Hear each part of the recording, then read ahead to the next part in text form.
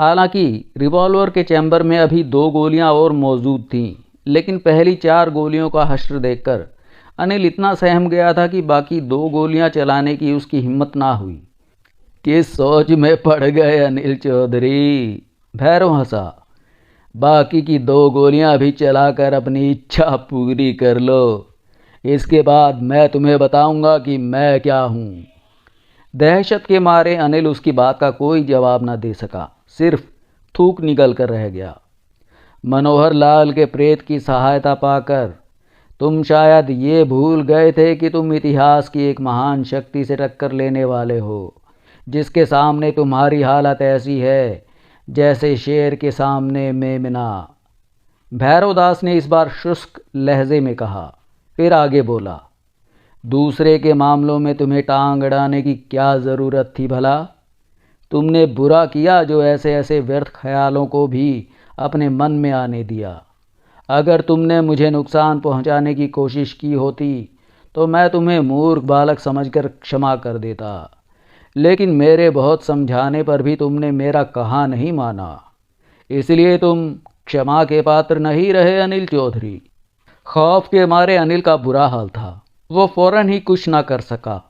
भैरवदास के बजाय कोई बिफरा हुआ आदमखोर शेर भी अगर सामने होता तब भी वो बड़ी दिलेरी के साथ उससे टकरा जाता। अब अनिल की समझ में आ रहा था कि जादू टोने या भूत प्रेतों के मामले में उलझना मौत को दावत देने के समान था। थोड़ी देर तक अनिल खामोश ही रहा, फिर किसी तरह होशो हवास पर काबू पाता हुआ बोला, भैरवदास, जादू टोने और ऊपरी शक्तियों से किसी को नीचा दिखाना या मौत के घाट उतार देना मेरे लिए कोई बहादुरी की बात नहीं है, बल्कि बुज़दिली है। अगर तुम सच्चे मर्द हो तो सिर्फ अपनी जिस्मानी ताकत को आजमाओ, फिर मैं देखूंगा कि किसके बाजुओं में ज़्यादा बल है। इसकी चिंता मत करो अनिल चौधरी, मैं तुम्हें शारीरिक बल आजमाने का भी मौका ज़रूर दूंगा, लेकिन पहले मैं उस नीच मनोहर लाल को सज़ा दूंगा जिसने मालती को मारकर मेरा अपमान किया है। इतना कहकर भैरवदास ने आंखें मूंद ली और वो कोई मंत्र बुदबुदाने लगा। अनिल किसी बुत की तरह खड़े उसे देखता रहा और सोचता रहा कि उसे हराने के लिए क्या किया जाए। भैरवदास की हैरत अंगेज ताकतों से, जिनका प्रदर्शन वो अपनी आंखों के सामने देख चुका था, उनसे टकराना उसे अपने बस की बात नहीं लग रही थी। अगर जज्बात की रो में बहकर वो उससे टकरा जाता तो यकीनन मारा जाता। बड़ी तेज़ी से उसके जहन में ये ख्याल एक बार फिर उभरा कि वो दरवाज़ा खोलकर भाग निकले और भैरवदास से टकराने के लिए किसी मुनासिब मौके की ताक में रहे। लेकिन ना जाने वो कौन सी अदृश्य शक्ति थी जिसने उसके पांव पकड़ लिए। अनिल चाहने के बावजूद अपने इरादों पर अमल नहीं कर सका। वो बेबसी से खड़ा रहा। 10 मिनट तक तहखाने में हौलनाक सन्नाटा छाया रहा और सिर्फ भैरवदास के टहलने की चाप उसे सुनाई देती रही। उसके बाद कुछ ऐसी आवाज़ें गूंजने लगीं जैसे कोई बहुत यंत्रणा की स्थिति में फरियाद कर रहा हो।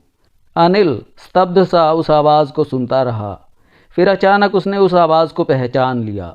भैरवदास बोला, इस आवाज़ को पहचानते हो अनिल चौधरी? उसके लहजे में व्यंग था। वो मनोहर लाल की आवाज़ थी जो तहखाने के दरो दीवार से टकराती फिर रही थी। अनिल को हैरत इस बात की थी कि खुद मनोहर लाल उसे कहीं नज़र नहीं आ रहा था। ये समझने में अनिल को कोई मुश्किल नहीं हुई कि भैरवदास ने अपनी शक्ति से गरीब मनोहर की भटकती आत्मा को तहखाने में बुला लिया था। अनिल के दिल की धड़कनें पल पल तेज़ होती जा रही थीं। अचानक भैरवदास ने आंखें खोली। उसने एक नज़र अनिल पर डाली, फिर इधर उधर देखता हुआ धीरे से बोला, मनोहर लाल, तू यहाँ किसकी आज्ञा से आया है? मैं आपकी आज्ञा से आया हूँ भैरव महाराज, मनोहर लाल की आवाज़ गूंजी। लेकिन इस बुलावे का कारण क्या है? कारण पूछता है दुष्ट अपराधी, भैरवदास कहर भरे लहजे में बोला।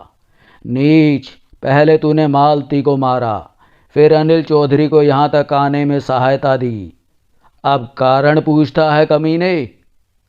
महाराज, मनोहर की कांपती हुई आवाज़ उभरी, मालती मेरी ब्याहता पत्नी थी, इसीलिए मैंने उस कलंकिनी को। पापी, बंद कर अपनी गंदी जुबान, भैरवदास ने गुस्से से कांपते हुए कहा।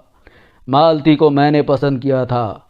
तूने उसे कलंकिनी कहकर देवताओं के पुजारी भैरवदास का अपमान किया है। अब मैं तुझे ऐसी सज़ा दूंगा कि तेरी आत्मा भी व्याकुल हो जाएगी। मेरी आज्ञा है कि अब तू तुरंत अपने असली रूप में मेरे सामने आ जा। महाराज क्षमा कर दो, क्षमा कर दो महाराज। मनोहर लाल का प्रेत गिड़गिड़ाता हुआ बोला। क्षमा का समय गुजर चुका है, तुरंत मेरी आज्ञा का पालन कर पापी।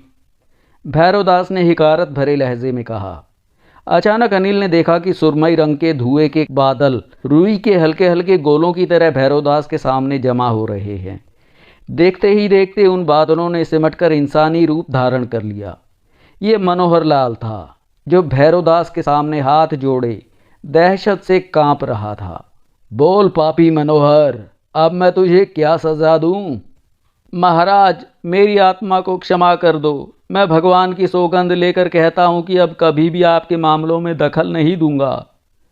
तुझे क्षमा करना संभव नहीं है पापी। अब देवताओं की मर्जी यही है कि तुझे जलाकर भस्म कर दिया जाए और तेरी आत्मा को भैरव महाराज के चरणों में भेंट कर दिया जाए। तेरे ऊपर मेरे भक्त माधोलाल के खून का अपराध भी है। महाराज मैं मनोहर लाल हकलाकर रह गया। अनिल ने देखा कि भैरवदास अपनी बड़ी बड़ी खौफनाक आंखों से, जिनमें से चिंगारियां निकल रही थी, मनोहर लाल को घूर रहा था। मनोहर लाल बलि के बकरे की तरह उसके सामने खड़ा थर थर काँप रहा था। अनिल सोच रहा था कि मनोहर लाल के साथ जो बीत रही है उसका जिम्मेदार वो है और अब ये उसका फ़र्ज़ है कि वो मनोहर लाल को भैरवदास के गुस्से से निजात दिलाए। मगर इससे पहले कि अनिल कोई तरकीब सोच पाता, भैरवदास ने बड़े गुस्से से अपना दायां हाथ मनोहर लाल की तरफ उठाया।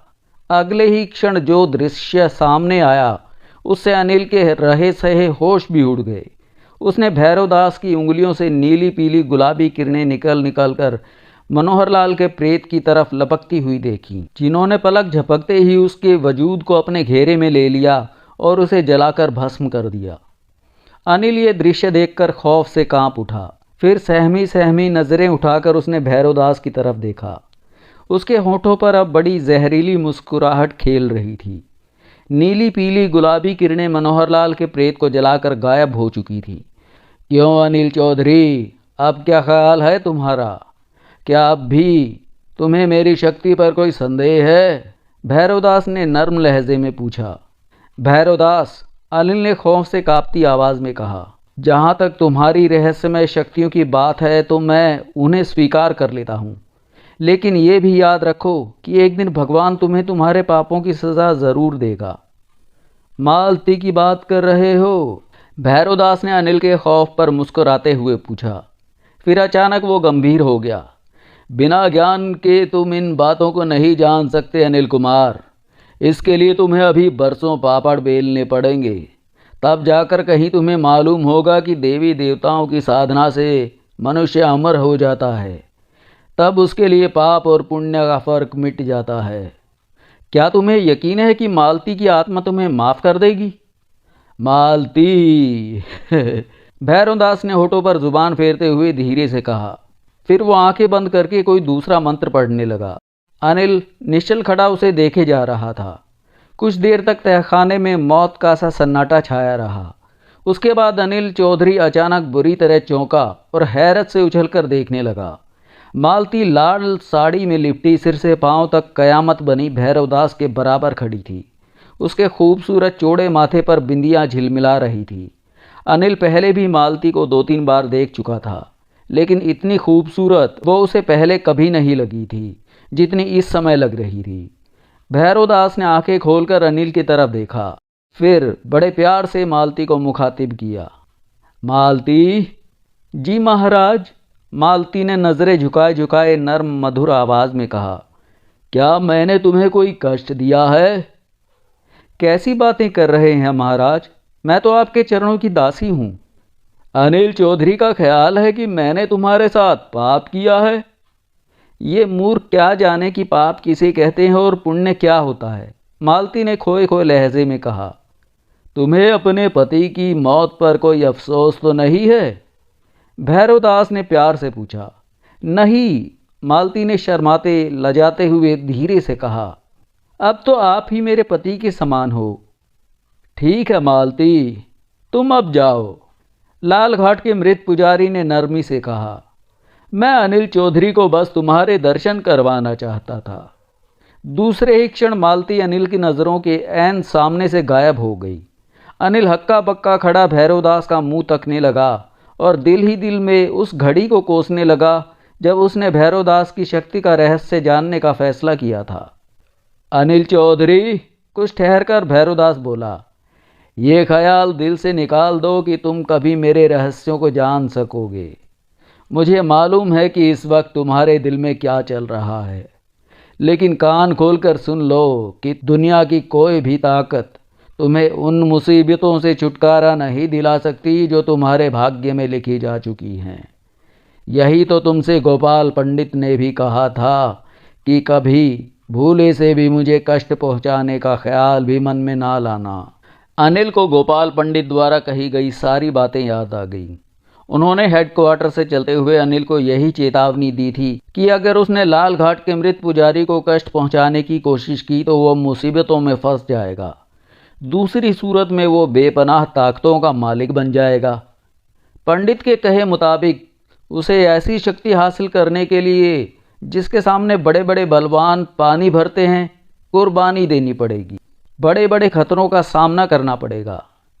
अनिल अभी इन बातों में उलझा हुआ था और सोच रहा था कि भैरवदास ने, जिसके तेवर अब धीरे धीरे बहुत खतरनाक होते जा रहे थे, उसके करीब आते हुए ठोस आवाज़ में कहा, अनिल चौधरी, तुम्हारे पास अब इसके सिवा कोई उपाय नहीं है कि तुम मेरे सेवक बन जाओ। जो कुछ मैं कहूँ उस पर आंख मूंद कर अमल करते जाओ। और अगर मैं ऐसा करने से इनकार कर दूं तो? अनिल ने बड़ी मुश्किल से कांपती हुई आवाज़ में कहा। इनकार? भैरवदास उसकी बात सुनकर मुस्कुराया, फिर अपनी सुर्ख सुर्ख आंखों से अनिल को घूरते हुए कहने लगा, अनिल चौधरी, इनकार की ज़रूरत है तुम्हारे अंदर? तुम चूंकि अभी मेरी शक्ति से पूरी तरह वाकिफ नहीं हो, इसीलिए ऐसी बातें कर रहे हो, वरना बड़ों बड़ों ने भी कभी मेरा आदेश टालने की हिम्मत नहीं की। तुम चाहते क्या हो मुझसे? अनिल ने बड़ी बेबसी से पूछा। यही कि तुम मेरी शक्ति कबूल कर लो और मैं जो रास्ता तुम्हें बताऊं उस पर आंख मूंद कर चलते रहो। लेकिन एक बात बहुत ज़रूरी है। क्या? तुम्हें सच्चे मन से ईश्वर को मानना होगा, आत्माओं को स्वीकार करना होगा और पूरी तरह मेरे शिष्य बनने का वचन दोगे। ये कभी नहीं होगा, अनिल भड़क कर बोला। बाकी सब कुछ कबूल, लेकिन मैं एक मुर्दे का भक्त बनकर क्या करूँगा? तुम्हारी लाश की पूजा? अगर मर्द हो तो सीधी तरह अपनी उल्टी सीधी शक्ति का सहारा लेना छोड़कर मेरे मुकाबले पर आ जाओ। गुरु चेले का फैसला मैं अभी कर दूंगा। मैं बालकों की बातों का बुरा नहीं माना करता अनिल चौधरी, लेकिन तुम्हें मेरा शिष्य भी बनना पड़ेगा, और वो भी मेरी दी शर्तों पर। यही देवताओं की इच्छा है। ऐसा तमाम जिंदगी नहीं हो सकता। जल्दबाजी से काम मत ले अनिल चौधरी। जो फैसले तुरंत किए जाते हैं कभी कभी उन पर इंसान को पछताना भी पड़ता है। वैसे भी मुझसे टक्कर लेना तुम जैसे लोगों के बस का नहीं है। जोश से काम ना लो और एक अच्छे सेवक की तरह मेरे चरणों में झुक जाओ। मैं वचन देता हूँ कि अगर तुमने मेरी आज्ञा का पालन ढंग से किया तो मैं तुम्हें अपनी चौथाई शक्ति भी प्रदान कर दूंगा। अन्यथा दूसरी स्थिति में मजबूरन मुझे तुमको सख्त यातना देकर तुम्हें सहमत करना पड़ेगा। भैरवदास जैसे आदमी का हुक्म मानने की बात ने अनिल के वजूद में आग सी लगा दी थी। वो जोश में कांपने लगा था। वो हिकारत भरे लहजे में बोला, तुम्हारे जैसे घृणित प्रेत की सेवा के बारे में सोचना भी मैं गुनाह समझता हूँ भैरवदास। अनिल का जवाब सुनकर भैरवदास कुछ क्षण सोचता रहा, फिर उसके होंठ आहिस्ता आहिस्ता हिलने लगे। वो कोई मंत्र पढ़ रहा था, मगर इस बार उसने अपनी आंखें बंद नहीं की थी। अनिल गुस्से की हालत में उसे तके जा रहा था। लेकिन साथ ही किसी नई आफत का ख्याल भी अनिल को परेशान कर रहा था। अचानक भैरवदास ने मंत्र पूरा करके अपने दोनों हाथ ऊपर उठाए और अपनी उंगलियों को झटकना शुरू कर दिया। देखते ही देखते अनिल के चारों तरफ आग के शोले लपकने लगे। अब अनिल शोलों की तपिश अपने शरीर पर महसूस कर रहा था। वो इस अचानक टपक पड़ी आमद से घबरा गया था। भागने के तमाम रास्ते अब उस पर बंद हो चुके थे। भड़कते शोलों का घेरा हर क्षण तंग होता जा रहा था। कुछ देर तक वो आग की तपिश को बर्दाश्त करता रहा, लेकिन फिर उसकी सहनशीलता जवाब देने लगी। जान बचाने की इच्छा उसके जोश पर भारी पड़ गई। वो खौफजदा आवाज़ में चिल्लाकर बोला, भैरवदास, भगवान के लिए इन लपटों को बंद करो, वरना मैं मर जाऊंगा। क्या तुम मेरे सेवक बनने के लिए तैयार हो? हाँ हाँ, अनिल ने पूरी ताकत से चीखते हुए जवाब दिया और बौखलाकर आंखें बंद कर ली। उसका सारा शरीर जैसे झुलस कर रह गया था और पूरे शरीर में तेज जलन हो रही थी। थोड़ी देर बाद जब भैरवदास के कहने पर उसने दोबारा आंखें खोलीं तो शोले गायब हो गए थे। अनिल ने अपने शरीर पर नज़र डाली तो उसके मुंह से एक चीख निकल गई। उसका पूरा शरीर ना सिर्फ झुलस गया था, बल्कि बड़े बड़े फफोले भी पड़ गए थे। बेबसी के एहसास से अनिल की आंखों में आंसू छलक आए। फिर अनिल ने भैरवदास की तरफ देखा। वो अब भी अनिल के सामने सीना ताने खड़ा था। उसके होठों पर नजर आने वाली अर्थपूर्ण मुस्कुराहट अनिल को अपना मजाक उड़ाते हुए लगी थी, लेकिन वो महज गुस्से में दांत पीस कर रह गया। अनिल चौधरी, लाल घाट के प्रेत ने उसे मुखातिब किया, मुझे मालूम था कि तुम बहुत जल्दी मेरा कहना मान लोगे। अनिल ने कोई जवाब नहीं दिया। फफोलों के अंदर उभरने वाली टीसें इतनी तेज थीं कि उन्हें सहन करना बहुत मुश्किल था, लेकिन किसी न किसी तरह अनिल अपने होठों को सख्ती से भींचे हुए उस दर्द को सहन किए रहा। अचानक एक तरकीब अनिल के जहन में बड़ी तेज़ी से उभरी। अनिल ने सोचा कि इस वक्त वो भैरवदास से डिप्लोमेसी से काम लेते हुए झूठे सच्चे वादे करके उसे शांत कर ले तो ये उसके हक में ज़्यादा बेहतर रहेगा। एक क्षण के लिए उसने अपनी सोची हुई तरकीब पर सोचा। फिर कुछ क्षण उसने उसमें थोड़ी सी हेर फेर की और भैरवदास से बोला, मैं तुम्हारा कहा मानने को तैयार हूँ, लेकिन क्या तुम्हारे अंदर इतनी शक्ति नहीं है कि मुझे इन फफोलों से छुटकारा दिला सको? भैरवदास अनिल की बात सुनकर मुस्कुराया, जैसे उसकी हंसी बेहद रहस्यमयी और अर्थपूर्ण थी। अनिल को यूँ लगा जैसे भैरवदास उसके मन का भेद जान गया हो कि वो क्या सोच रहा है। कुछ देर वो मुस्कुराती हुई नज़रों से अनिल को देखता रहा। फिर उसने कोई मंत्र पढ़कर अनिल की तरफ फूंक दिया। उसका अनिल की तरफ फूंकना था कि अनिल के शरीर के सारे फफोले गायब हो गए और टीसें उठनी भी बंद हो गईं। दाग धब्बे का कोई मामूली सा निशान भी बाकी नहीं रह गया था। अनिल पहले जैसा चाक चौबंद हो गया। इत्मीनान की सांस लेकर अनिल अब इस सोच में पड़ गया था कि अब किस तरह भैरवदास से जान छुड़ाई जाए। भैरवदास की रहस्यमय गुप्त शक्ति का जो चमत्कार अनिल अपनी आंखों से देख चुका था, उसके बाद आसानी के साथ उसके चंगुल से निकल पाना अनिल को आसान नहीं लग रहा था। फिर भी अनिल ने साहस और उम्मीद का दामन नहीं छोड़ा। इस वक्त अनिल को गोपाल पंडित की वो बातें भी याद आ गई थीं जो उन्होंने उसकी हेडक्वार्टर से रवानगी के वक्त कही थी। उन्होंने कहा था कि एक वक्त ऐसा भी आएगा जब अनिल की कही हुई हर बात पत्थर की लकीर बन जाएगी और उसकी हर इच्छा पलक झपकते ही पूरी हो जाया करेगी। वो अभी इन्हीं ख्यालों में गुम था कि भैरवदास बोला, अनिल कुमार, अब तुम किस सोच में पड़ गए?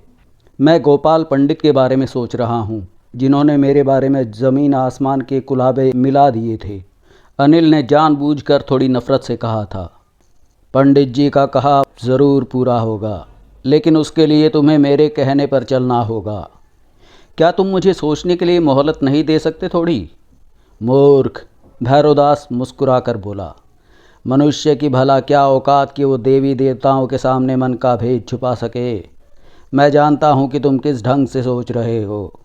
तुम अपने बचाव के लिए मेरे साथ छल करने की ठान चुके हो, लेकिन तुम अपनी धूर्तता में कामयाब नहीं हो सकते। भैरवदास की बात सुनकर अनिल बुरी तरह बौखला गया। उसे हैरत थी कि भैरवदास उसके दिल की बात क्यों कर ताड़ गया। उम्मीद की एक किरण जो अब तक अनिल के दिल में रोशन थी वो भी जाती रही। उसने एक बार फिर दिल कड़ा करके कहा, मुझे सोचने की थोड़ी मोहलत दो भैरवदास। सोचने में वक्त बर्बाद मत कर मूर्ख।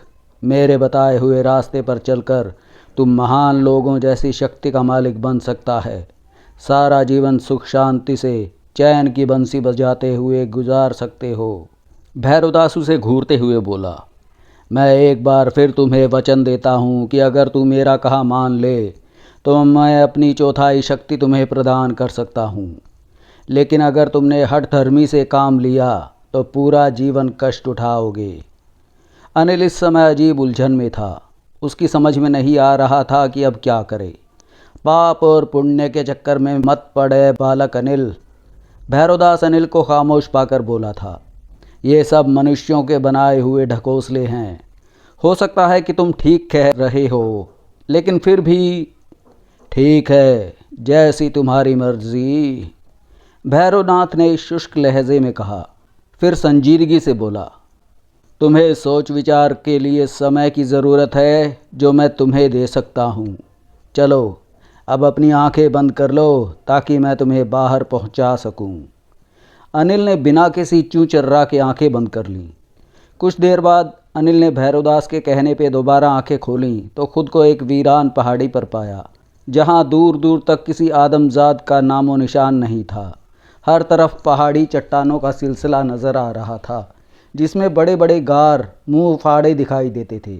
अपने पापा बलराम चौधरी के साथ रहकर अनिल ने हिंदुस्तान के करीब करीब सभी जंगल और पहाड़ देख रखे थे, लेकिन इस वक्त वो जिस पहाड़ी इलाके में मौजूद था वो उसके लिए बिल्कुल अजनबी था। कुछ देर वो हक्का बक्का खड़ा आसपास के खौफनाक माहौल का जायज़ा लेता रहा। फिर उसने भैरवदास की दिशा में देखा तो खौफ से उसका पूरा जिस्म पथरा गया। लाल घाट के प्रेत के होठों पर बड़ी धूर्ततापूर्ण मुस्कान फैली हुई थी। ये तुम मुझे कहाँ ले आए हो? अनिल ने खुद पर काबू पाते हुए बड़ी मुश्किल से पूछा। सोचने विचारने के लिए ये स्थान तुम्हारे लिए अति उत्तम रहेगा, भैरवदास ने बड़े शुष्क लहजे में जवाब दिया। तो तुमने मेरे साथ धोखा किया है? अनिल कुमार। अचानक भैरवदास का चेहरा गुस्से से सुर्ख हो गया। वो अनिल को अपनी खौफनाक आंखों से घूरता हुआ बोला, तुमने मेरा अपमान करके मुझे नाराज़ कर दिया है। अब उन कष्टों के लिए तैयार हो जाओ जो तुम्हारे भाग्य में लिखे जा चुके हैं। भैरवदास का चेहरा इतना सर्द सपाट और वहशी हो रहा था कि अनिल को झुरझुरी आ गई। इससे पहले कि अनिल कोई जवाब देता उसे महसूस हुआ जैसे उसके शरीर पर चींटियां रेंग रही हों। घबराकर उसने अपने शरीर पर नज़र डाली तो खौफ से चीख उठा।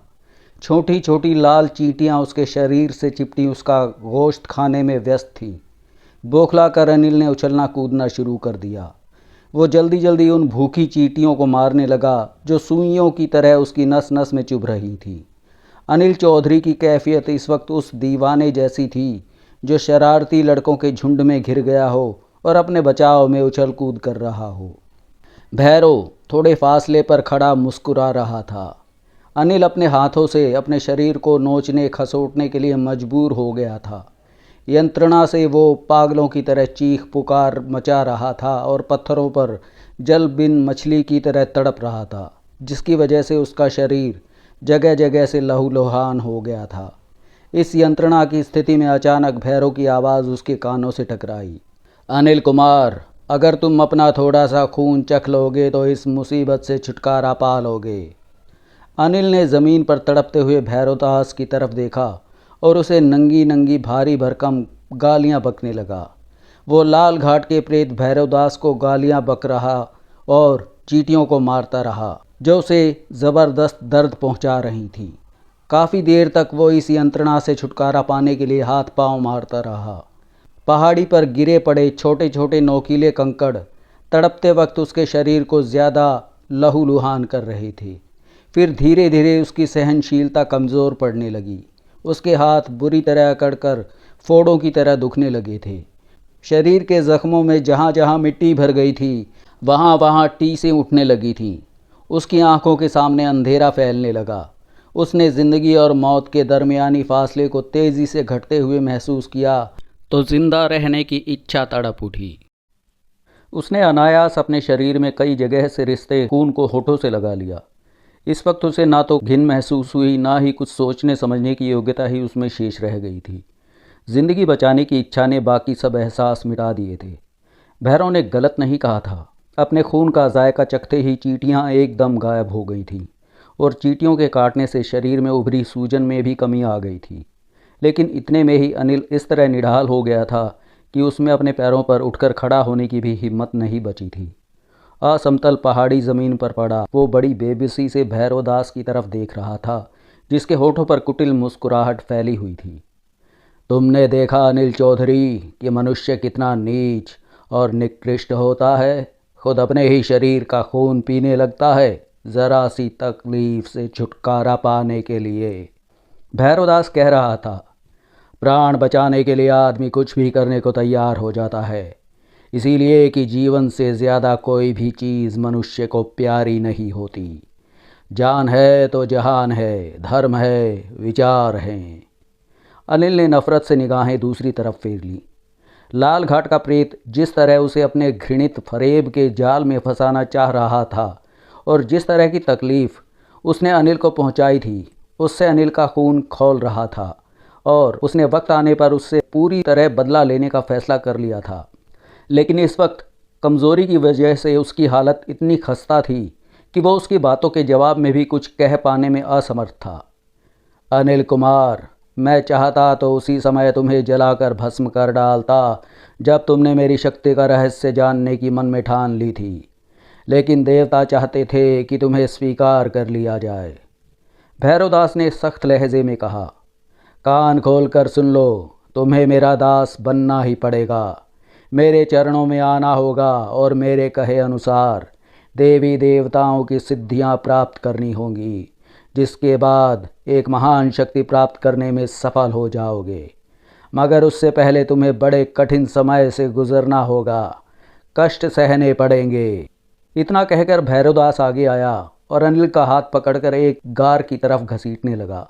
अनिल के जख्मों में भयानक टीसें उठने लगी। उसका पहले से ही लहूलुहान शरीर दोबारा पत्थरों पर रगड़ खाने लगा तो वो दर्द और यंत्रणा से चीख उठा तो भैरवदास के सामने गिड़गिड़ाने लगा, भगवान के लिए भैरवदास, मुझे इस बेदर्दी से ना घसीटो, दया करो। दया धर्म का समय बीत चुका है अनिल कुमार। अब अगर तुम मौत की कामना भी करोगे तो वो भी नहीं मिलेगी तुम्हें। अनिल चौधरी दर्द के मारे चिल्लाता रहा, चीखता रहा, लेकिन लाल घाट के प्रेत भैरव पर उसकी इस चीखों पुकार का कोई असर नहीं हुआ। वो अनिल को घसीटता हुआ एक करीबी गार में ले आया और उसे मिट्टी के किसी बोरे की तरह एक तरफ उछाल दिया। तकलीफ से अनिल का जोड़ जोड़ दुख रहा था। किसी करवट उसे चैन ना आता था। प्यास के मारे उसके गले में कांटे पड़ रहे थे, लेकिन अब उसमें इतनी शक्ति भी नहीं रह गई थी कि भैरवदास से मुंह खोलकर माफ़ी नहीं तो पानी ही मांग सके। अनिल के जहन पर मौत की सी भयानक नींद का असर होने लगा था। जब तक उसके शरीर में शक्ति रही वो जान बचाने के लिए हाथ पांव मारता रहा। उसके बाद उसका जहन अंधेरे में डूबता चला गया। अनिल को कुछ याद नहीं था कि वो कितनी देर बेहोश रहा। जब उसे होश आया तो उसने खुद को उसी गार में पाया जहां भैरवदास उसे घसीटता हुआ लाया था। गार के बाहर सूरज की रोशनी फैली देखकर अनिल को इतना अंदाज़ा ज़रूर हो गया कि वो सारी रात बेहोश रहा था। उसका जहन इस वक्त भी बोझिल हो रहा था। जिस्म पर जगह जगह गहरी खरोंचें मौजूद थीं।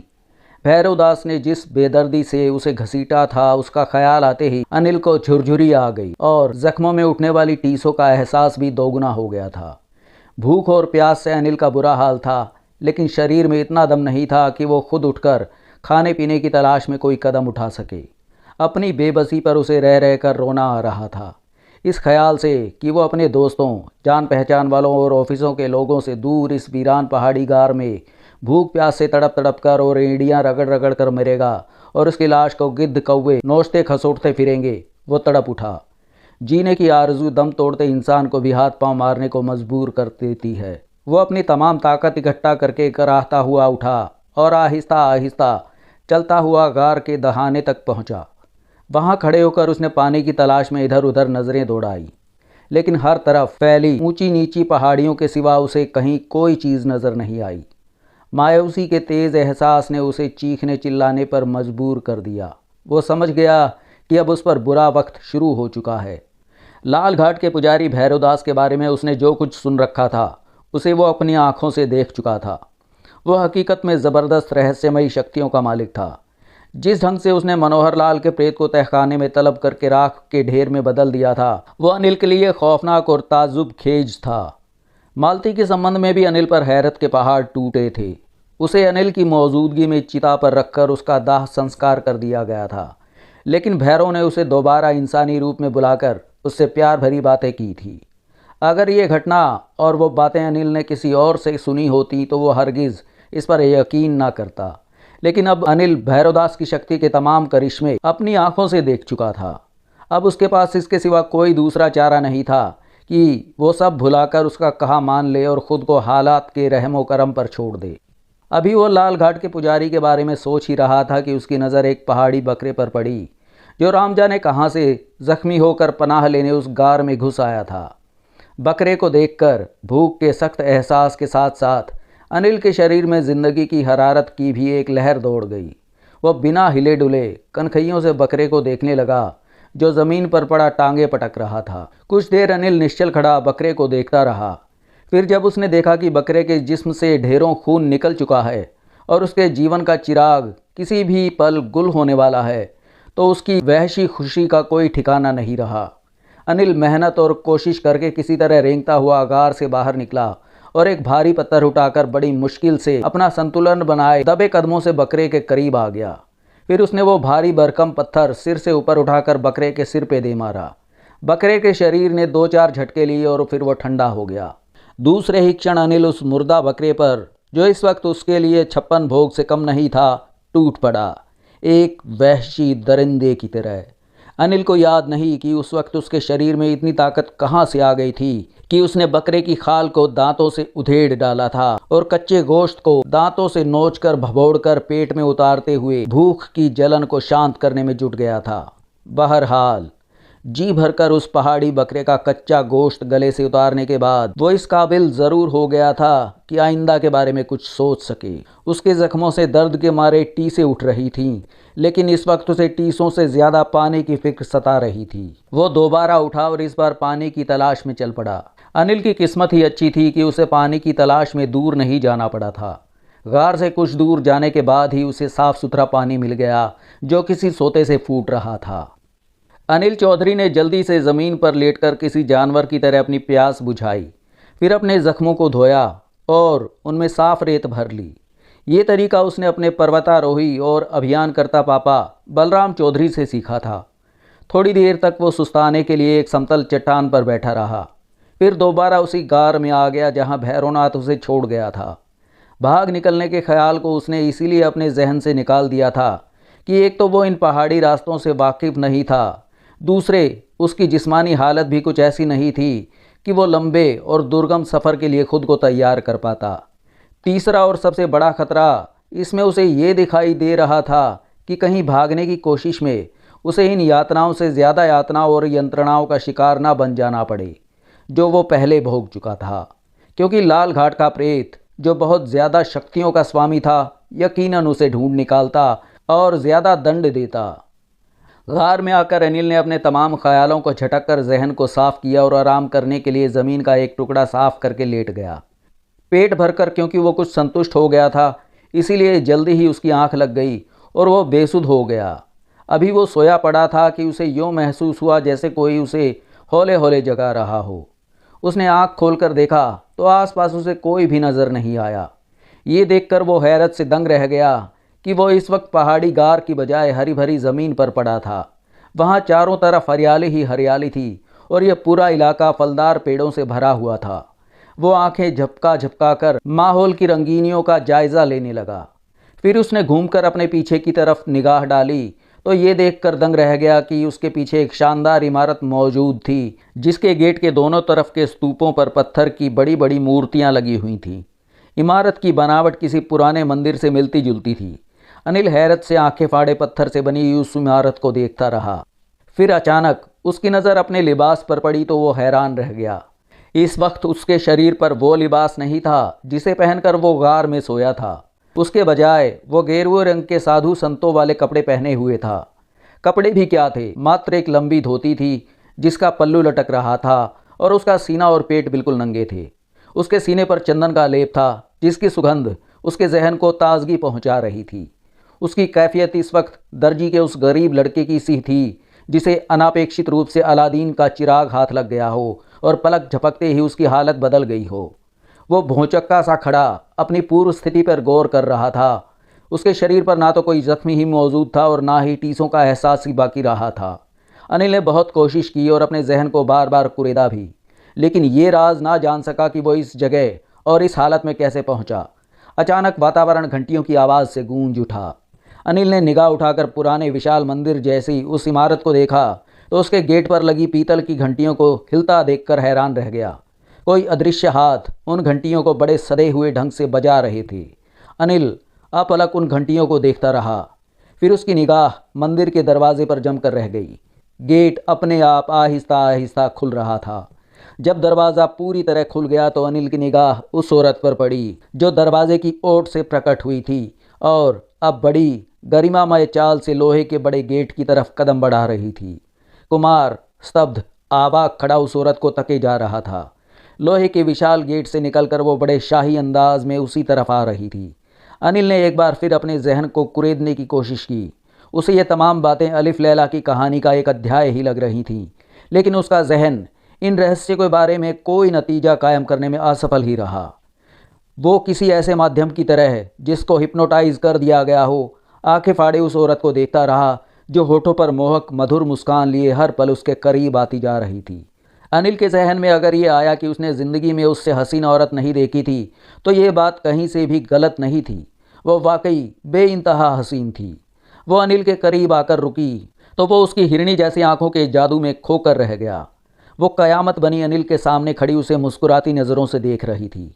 अनिल को यूँ लग रहा था जैसे भगवान ने उसको घड़ते समय सुंदरता और यौवन के सारे खजाने उस पर खर्च कर दिए थे। वो साड़ी चोली पहने हुए थी। कुछ देर तक वो अनिल को अपनी मादक निगाहों से देखती रही। फिर उसके एक कटावदार होंठ हिले।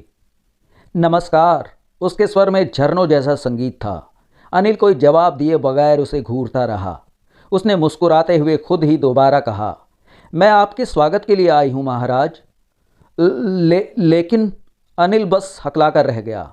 उसके हुस्न और शबाब ने ना जाने अनिल पर क्या जादू कर दिया था कि उससे कोई जवाब ही ना बन पड़ रहा था। अनिल को इस बात पर भी हैरत थी कि वो उससे कैसे वाकिफ़ है और उसके स्वागत के लिए क्यों आई है।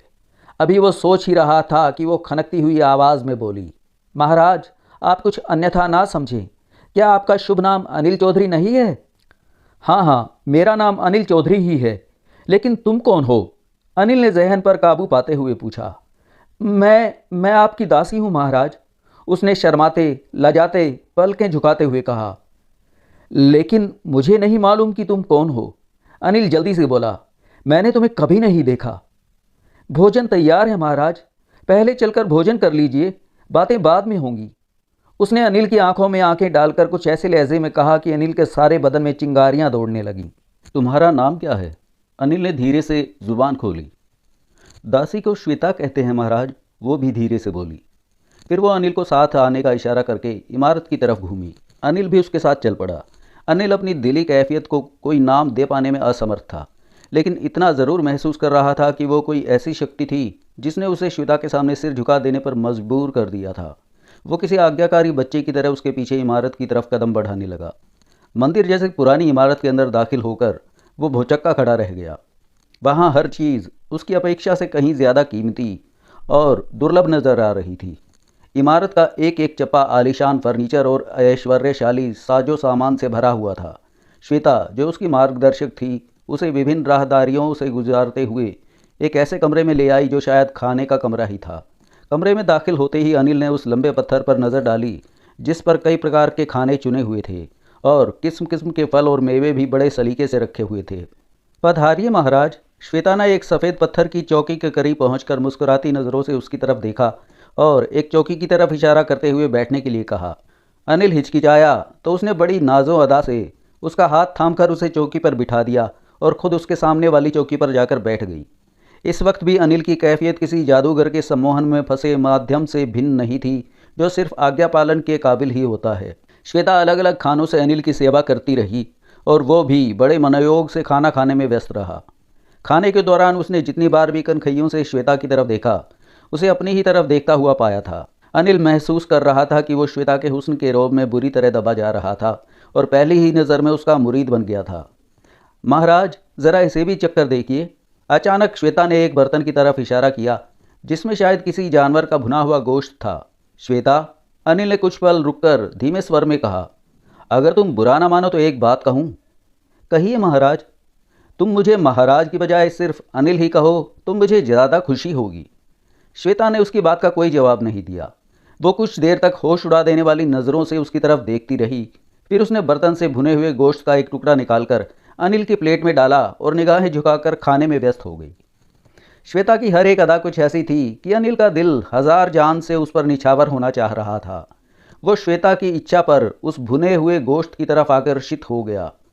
गोश्त का एक टुकड़ा मुंह में रखते ही ना जाने क्यों उसका जी चाहा कि उसे गले से नीचे ना उतारे बल्कि उगल दे, लेकिन इस ख्याल से कि कहीं श्वेता उसकी इस हरकत से नाराज़ ना हो जाए, उसने ना चाहते हुए भी गोश्त का वह टुकड़ा गले से नीचे उतार लिया। गोश्त का जायजा कैसा था उसे कुछ याद नहीं था, मगर इतना ज़रूर पता था उसको कि इससे पहले उसने ऐसा गोश्त कभी नहीं खाया था। बहरहाल श्वेता के अनुरोध पर अनिल ने किसी तरह वो सारा गोश्त खा लिया था जो उसने अपने नर्म हाथों से उसके लिए निकाला था। अभी उसने गोश्त का आखिरी टुकड़ा खाकर पानी के लिए हाथ बढ़ाया ही था कि कमरे में गूंजने वाले कह कहे की आवाज़ सुनकर वो चौंक उठा। उसने नज़रें घुमाकर देखा तो भैरव दास का प्रेत उसके पीछे खड़ा कह कहे लगा रहा था। भैरव दास पर निगाह पड़ते ही अनिल के जहन पर छाई हुई धुंध एकदम अचानक छट गई। वो यूं उठकर खड़ा हो गया जैसे अचानक नींद से जाग गया हो। क्यों अनिल कुमार, पेट भरकर भोजन कर लिया तुमने? भैरव दास के होठों पर शैतानी मुस्कुराहट खेल रही थी। अनिल ने उसकी बात का कोई जवाब नहीं दिया। अब तक वो जिस कैफियत को एक हसीन ख्वाब समझ रहा था, उसका जादू भैरव दास की आवाज़ सुनते ही एकदम टूट गया था। अनिल का जी चाहा कि उसकी तिक्का बोटी कर डाले, जिसने अचानक टपक कर अच्छे खासे माहौल को गंदा कर दिया था, लेकिन वो कुछ ना कर सका। खामोश खड़ा अंदर ही अंदर खोलता रहा। किस सोच में गुम हो गए अनिल कुमार? लाल खाट के प्रेत ने अनिल को घूरते हुए व्यंग से पूछा। फिर बड़े अर्थपूर्ण ढंग से बोला, क्या भोजन पसंद नहीं आया? इस बार भी अनिल जवाब में खामोश ही रहा। हिकारत से मुंह फेरकर होठ काटने लगा। इसके सिवा वो और कर भी क्या सकता था? श्वेता के चेहरे पर भी अनिल को संजीदा भाव नजर आने लगे थे।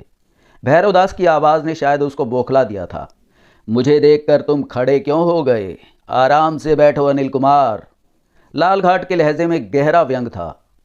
अनिल कुमार, मेरे प्रस्तावों पर सोच विचार कर लिया तुमने या अभी और समय चाहिए सोचने विचारने के लिए?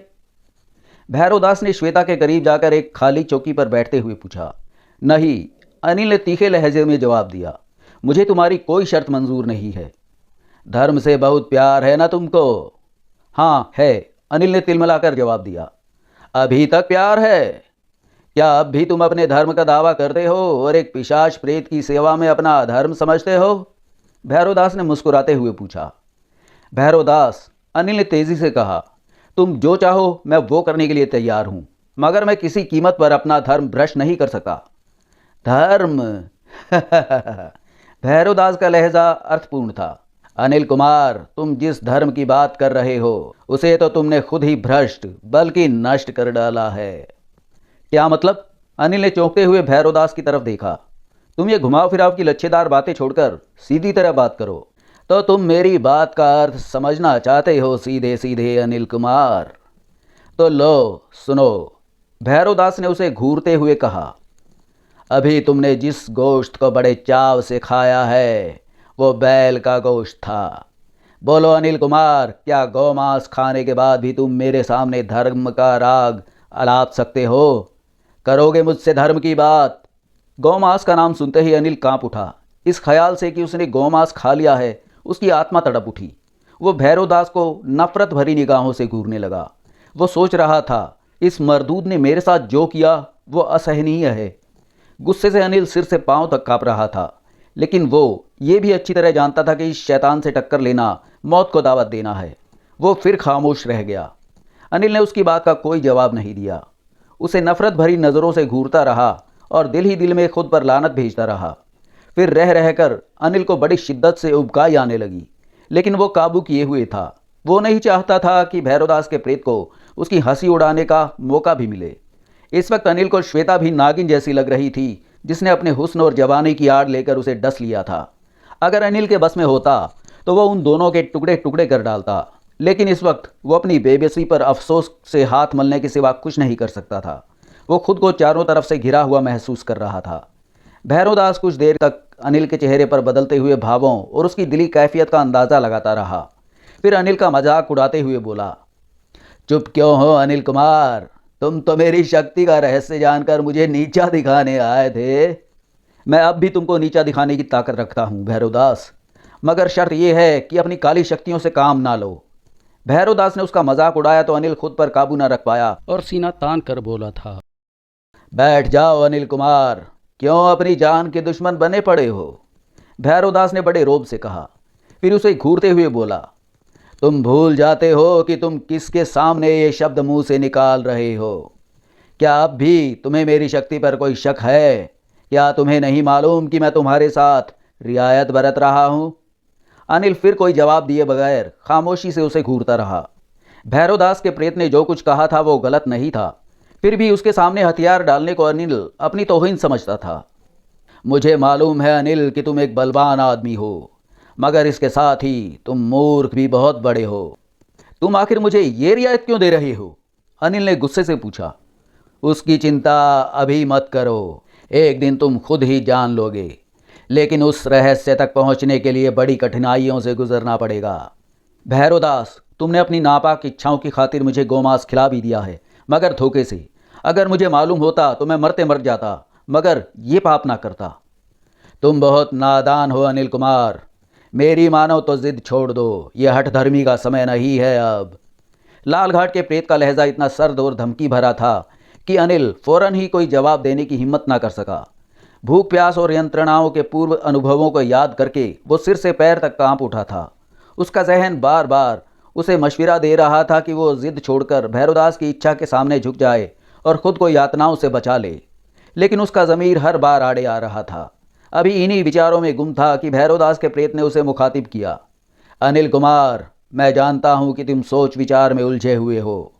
तुम हठ धर्मी में जीवन दान करना चाहते हो, लेकिन ये तुम्हारी भूल है। मेरी इच्छा के बगैर तुम एक कदम भी नहीं उठा सकोगे। मेरे वीर हर समय परछाई की तरह तुम्हारे साथ लगे रहते हैं।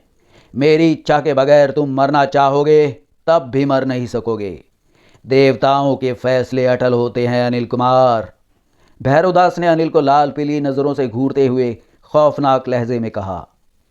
भैरवदास, अनिल ने हालात को ध्यान में रखकर तिलमिलाते हुए कहा, क्या तुम्हारे अंदर इतनी शक्ति भी नहीं है कि तुम तड़पा तड़पा कर मारने के बजाय मुझे एक ही बार में ख़त्म कर दो?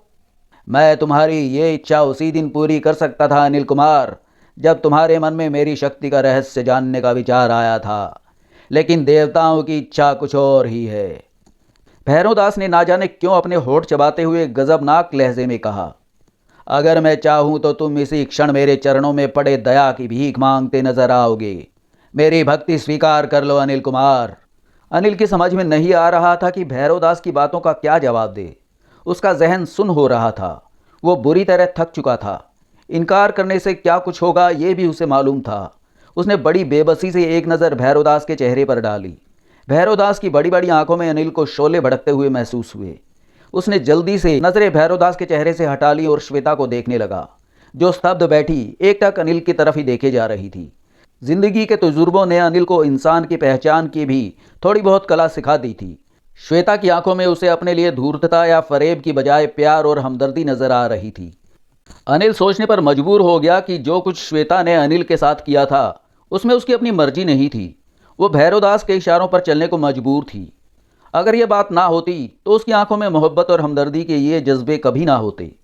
इससे पहले कि वो श्वेता के चेहरे से नज़रें हटाकर भैरवदास के प्रेत की बातों का कोई जवाब देता, श्वेता ने उसे बड़ी फरियादी नज़रों से देखा और इशारे से समझाया कि वो भैरवदास की बात को मान ले।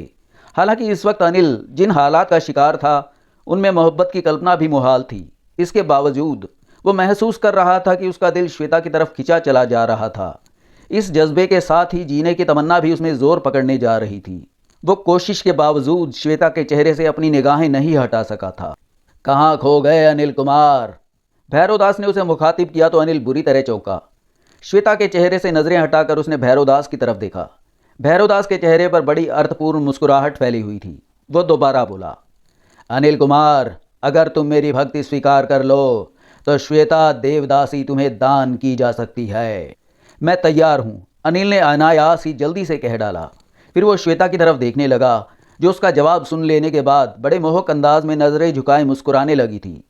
मुझे पूरा यकीन था अनिल कुमार कि तुम मेरा कहा मान जाओगे। भैरवदास का प्रेत मुस्कुराते हुए विजेता के से दम्भ के साथ बोला। फिर उसने अनिल के करीब जाकर उसका कंधा थपथपाया। अनिल कुमार, मैं अपने दिए वचन के अनुसार तुम्हें अपनी चौथाई शक्ति देने के लिए तैयार हूँ, लेकिन इसके लिए तुम्हें पहले कुछ दिनों बड़ी कड़ी तपस्या करनी पड़ेगी और यह प्रमाणित करना होगा कि तुम्हारे मन में कोई मैल नहीं है। अनिल ने सख्ती से होंठ भींच लिए। भैरवदास ने उसके चेहरे पर फैले बेबसी के भाव देखे तो बड़े दार्शनिकता भरे लहजे में बोला, अनिल कुमार, इस धरती पर जीवन ही सबसे सुंदर चीज़ है। अगर जीवन की सुंदरता में किसी अनचाही सुंदरी का प्रेम भी मिल जाए तब मनुष्य के लिए धरती पर ही स्वर्ग उतर आता है। श्वेता तुम्हारे लिए एक अच्छी साथी साबित होगी। अनिल इस बार भी खामोश रहा। उसका ज़मीर रह रहकर उसे कचोट रहा था, लेकिन अब उसने बड़ी सख्ती से ज़मीर का गला घोंट दिया। ज़मीर को मारकर जिंदा रहने की इच्छा हर क्षण उसके मन में बलवती होती जा रही थी और उसे अब जिंदगी बड़ी हसीन नजर आने लगी थी। श्वेता की हिरनी सी आंखें और शौक मुस्कुराहटों ने ना जाने अनिल पर क्या जादू किया था कि वो मोम की तरह पिघल कर रह गया था। अनिल ने फैसला कर लिया कि जिंदगी जैसी सुंदर और अनमोल शय को अब वो किसी कीमत पर भी यातनाओं का शिकार नहीं होने देगा। वो अब जिंदा रहकर जिंदगी के मज़े लूटेगा।